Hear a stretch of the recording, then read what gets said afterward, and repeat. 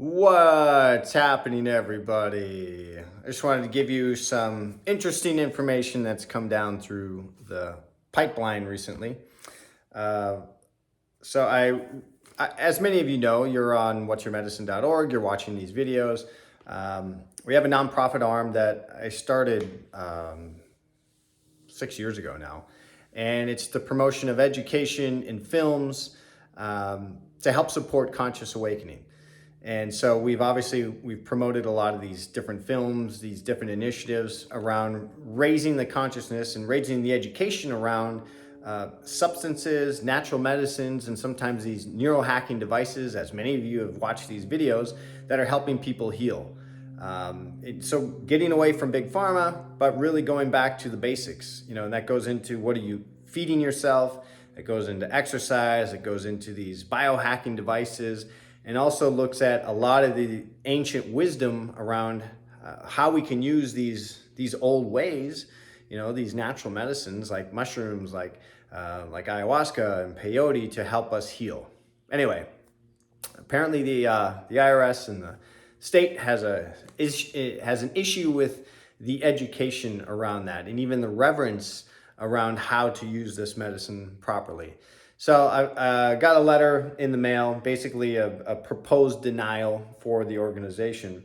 They reviewed the application for the exempt status and are proposing to deny the application based on the organization not meeting the requirements for exemption.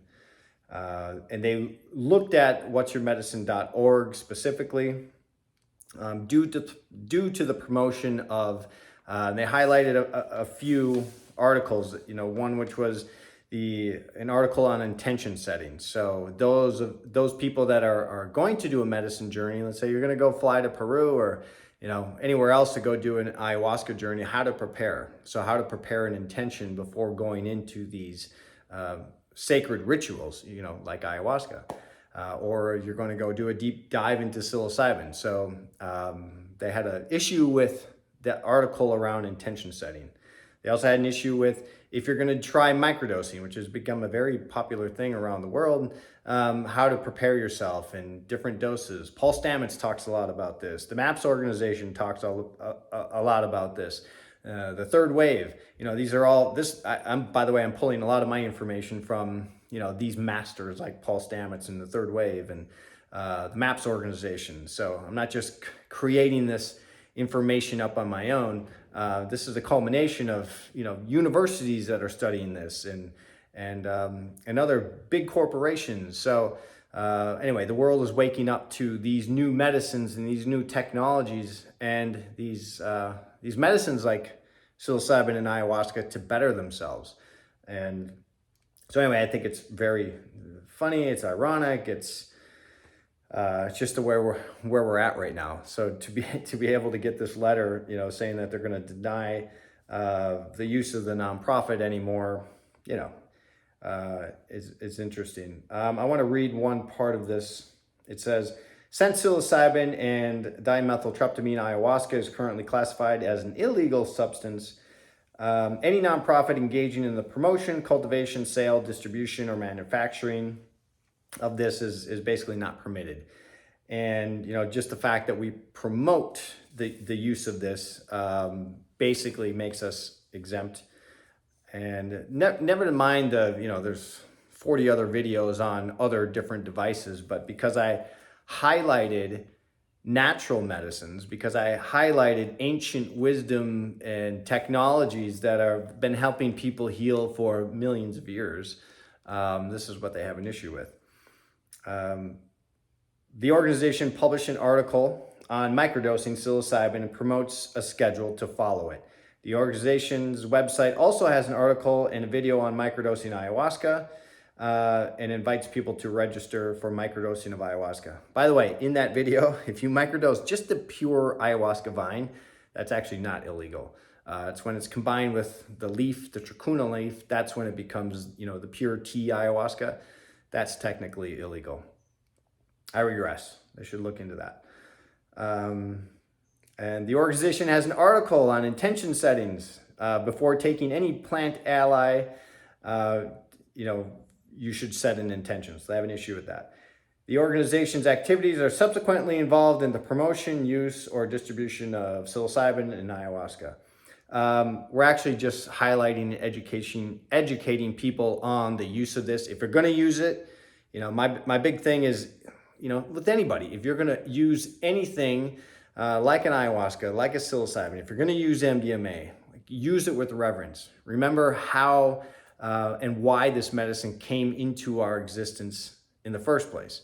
And that is to remember the reverence, to remember that this is a rite of passage, to remember that we should not take this for granted. And, we should promote proper use of these medicines. So anyway, I wanted to kind of showcase where we're at right now, and, this hurdle and this obstacle that the state of California is basically imposed on us right now. And so I want to say thank you, because this is the fire that's needed. And so whether, the nonprofit, has to go away, if we're denied, it's fine. It's not going to stop me from promoting and educating people on the use of these amazing medicines that have been out there forever. And also the new age, and, these new biohacking devices that are helping people heal. And really the education around, the millions upon millions of different healers that are out there, and all forms of medicines that are out there. Think about it, from sound baths to Reiki to meditation to breath work. There's so many out there. So it's unfortunate that they want to choose, these natural medicines. And yes, they are technically illegal. I feel like there's a big wave, and it's all shifting, and we're going to see that in our lifetime. The legalization of a lot of this, but we just have to bide our time. And anyway, I wanted to share this video to kind of give you an update of, where we're at with What's Your Medicine, and I guess, the ignited fire of, fighting for what's right and wanting to promote and educate something that I feel so passionately about. So in that, we'll stay tuned and see where this one goes. We're obviously going to send, I guess I could send the, thousands of articles from different universities that are studying this, have studied this, specifically since the 2000s. Johns Hopkins University, I can just point them there, about the benefits of this medicine for so many people, from cancer to addiction, to stress, post-traumatic stress, and anxiety.